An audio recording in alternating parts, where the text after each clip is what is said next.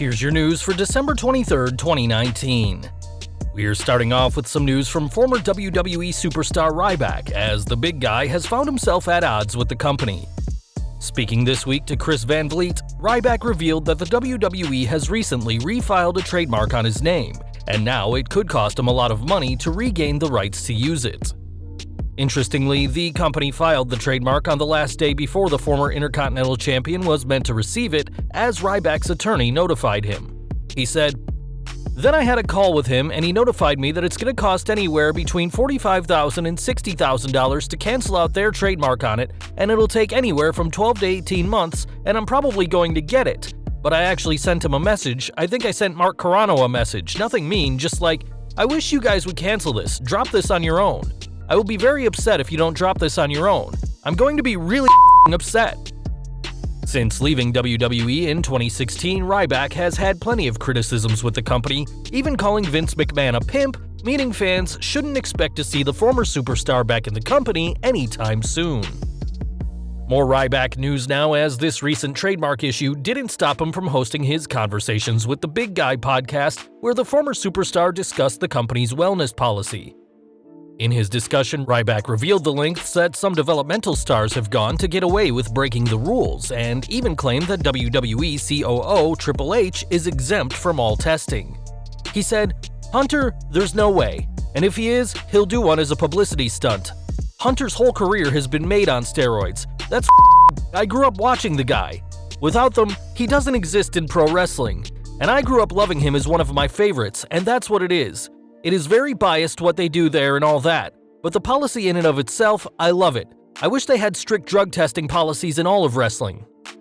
Once again claiming that one of the biggest stars ever and the future head of the company is nothing without steroids probably isn't helping his chances of a return, as it's clear that the big guy isn't looking at a surprise return at all. We're looking at stars who are in WWE now, as the Revival came up short against Heavy Machinery during last week's Miracle on 34th Street fight, with Otis's ham ending up being more over than the top guys. Despite losing to the heavyweights, Dash and Dawson ended the night on a high, as the show was in Brooklyn, where they know a lot of people in the area. Two wrestlers who were around at the time were AEW's Private Party, and the four had a picture together on Scott Dawson's Twitter. This isn't the first time that the Revival have been linked to AEW, as shortly before this year's Double or Nothing, Cody Rhodes sent a secret message to the pair, and with the Revival's WWE contract ending around WrestleMania 36, the duo could end up in All Elite. Speaking of the Revival, the former tag team champions are in WWE for now, and at this month's TLC pay-per-view took shots on the kickoff show against Booker T. On social media, the top guys took things one step further, even challenging Booker and his Harlem Heat partner Stevie Ray to a match, which many fans would consider a dream feud. While the dream match hasn't been made official by WWE, the Revival have now picked a date for the contest, as next month's Royal Rumble will be in Booker's hometown of Houston, Texas, and shared a match card on Dawson's Twitter. The post got the attention of Randy Orton, who said that Legos were greater than thumbtacks, referring to the Miracle on 34th Street fight, and joked about the lengths the top guys will go to get over. In response, Dawson said how the pair were struggling following their brief alignment with the Viper, as it's been reported that Orton pushed for the three to remain together, but his request was ultimately shot down, and he was moved to Raw. Needless to say, it's been a strange year for the Revival, and hopefully WWE will treat them better in 2020 or risk seeing the top guys in AEW. One superstar who fans shouldn't expect to go to AEW is John Cena, who is ready to do something big at WrestleMania 36 this year. Though Cena's return to the Doctor of Thugonomics gimmick at this year's show was entertaining, Cena now wants to do, quote, something substantial at WrestleMania, according to WrestleVotes. The 16-time world champion was originally supposed to wrestle against Lars Sullivan at WrestleMania 35, and the storyline was supposed to kick off in January 2019, but these plans were scrapped after Sullivan suffered an anxiety attack. Though Cena hasn't ruled out wrestling again entirely, he has said that his body can't handle multiple matches a year, as he has a lot on his plate with his acting career.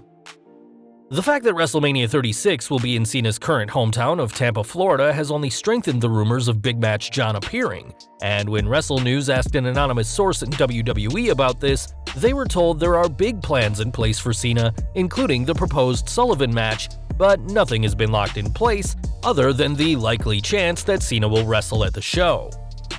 One man who knows all about taking on John Cena is CM Punk, and despite the best in the world being a draw on WWE Backstage, that isn't enough for some fans. There are plenty of people who are ready for Punk to make an in-ring return, and one person who agrees with this is United States Champion Rey Mysterio. Speaking to Sportskeeda, the Ultimate Underdog said he would love to see Punk return to being a wrestler, but that the decision is ultimately for the Chicago-made star to make. He said, "I think definitely we would all love to see CM Punk back eventually. Whether he comes back or not is up to him, but I enjoy having him around, even if it's just with his Fox role. But we all enjoy seeing CM Punk in the ring. I doubt anybody out there would say, nah, I don't really want to see him back. He has a great personality, great character, and he's great in the ring." With WrestleMania season around the corner, there will soon be plenty of rumors and speculation on Punk returning to the ring, and this is also the case with Edge, who despite telling fans he will not return, has been rumored as a dark horse to win the 2020 Men's Royal Rumble match. From two retired legends of the game to another now, as in 2017 Kurt Angle revealed his big secret that Jason Jordan was actually his son. Though the angle, which reportedly would have culminated in a Jordan heel turn and a father-son match at WrestleMania 34, never got finished, both Angle and Jordan have kept the illusion online, even when Jordan revealed this week the very real news that he and his wife are expecting a baby girl next June. This is obviously huge news for the Jordans, and Grandpappy Kurt decided to get in on the action as well, congratulating the pair on their big news, as well as suggesting the name Kurtina for their baby daughter. This isn't the only big family news for the Jordan-Angle clan, and Kurt and his wife recently adopted a son from Bulgaria, as the Olympic couple and their extended kayfabe family will keep on growing in 2020. Now, over the past year, WWE has seen plenty of big title news, including the introduction of the Women's Tag Team and 24/7 titles, and the redesigns of the Universal and Intercontinental Championships. But with that in mind, we have one last bit of title news this decade, as the United States Championship seems to be the next piece of hardware to get a new look. Belt Fan Dan, an online account with a decent track record on news like this, has said that the new WWE US title has been delivered to the company, but didn't give any specifics on what it looks like. The current design is the oldest design in WWE today, and was introduced in 2003 when Eddie Guerrero won the vacant gold at Vengeance, defeating Chris Benoit. It wouldn't be a surprise for WWE to kick off the new year and new decade with a new US title, and expect the new gold to be put on WWE's shop shortly after it debuts. We're looking back to last week's SmackDown now, and while the show promised just 2 matches and the return of a much less hairy Daniel Bryan, this was enough to get fans to tune in. According to Showbuzz Daily, SmackDown averages 2.41 million viewers for the show, up from last week's 2.33 million. Breaking this down, Hour 1 did 2.49 million, while Hour 2 pulled in 2.33 million fans to stick around, and this is a good sign for the Blue brand as we head into the holidays. After Friday's SmackDown went off the air, 3 matches for NXT were taped in Brooklyn, New York, as fans saw Isaiah Swerve Scott defeat Jack Gallagher. Fans who stuck around also saw Dominik Dijakovic defeat Bronson Reed, and Keith Lee and Lio Rush defeat Damian Priest and Tony Nese. These matches will be a part of next week's Christmas Day edition of NXT, as will a North American Championship Open Challenge, in which Roderick Strong will retain against Austin Theory. After Christmas, the January 1st, 2020 show will also be pre-taped and will reveal the teams for the Dusty Rhodes Tag Team Classic and the 2019 Year-End Awards before the show goes back to being live on January 8th. The Gold brand won't have any competition by AEW on Christmas Day, but Dynamite will return on New Year's Day for a live show. Although fans of the Gold brand will have plenty of action this holiday season, they won't be seeing the dancing and grappling skills of Fandango, who is out with an injury. The dancer only just came back to NXT to rejoin Tyler Breeze as the Fashion Police, and Fandango described the injury as a Tommy John on social media. Unfortunately for him, Tommy John injuries are very serious, as rehabilitation can take up to 15 months for Major League Baseball pitchers. With that said, we don't know for a fact that Fandango's injury is a Tommy John, but whatever the injury is, don't expect to see the Ballroom Brawler anytime soon. We're moving over to AEW now, as both Matt and Nick Jackson recently left Twitter, leading many to question why the Young Bucks would do this. What made things even stranger is that neither man gave much of an explanation, though Matt did say that he had fun on the app for a decade before deactivating.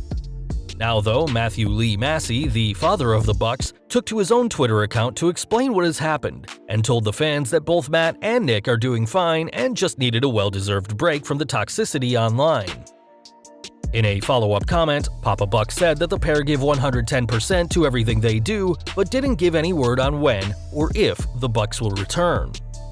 What we do know is that AEW won't be running any more live events until they return to Jacksonville, Florida for the January 1st Dynamite, giving the roster a well-earned rest after an explosive first year.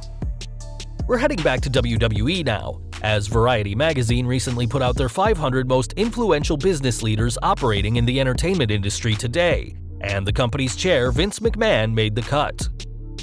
Under a picture of the boss, the magazine also included a caption describing how McMahon became a titan of entertainment, saying, "Last year, McMahon metaphorically circled the ring with the WWE, arms aloft in victory, after signing separate 5-year deals with USA Network and Fox Sports to carry its Monday Night Raw and SmackDown Live, estimated to generate revenues rising from $311 million in 2019 to $462 million in 2021.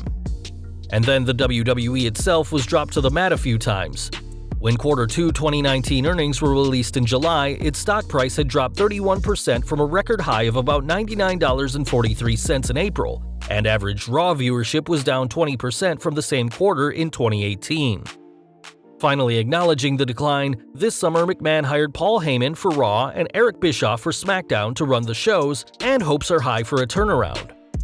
Though Bischoff may be long gone after a rather disastrous time in charge of the Blue brand, the WWE has a few pipelines of income other than ticket sales, with both the Fox deal and the agreement with Saudi Arabia keeping Vince McMahon on lists like these for a very long time.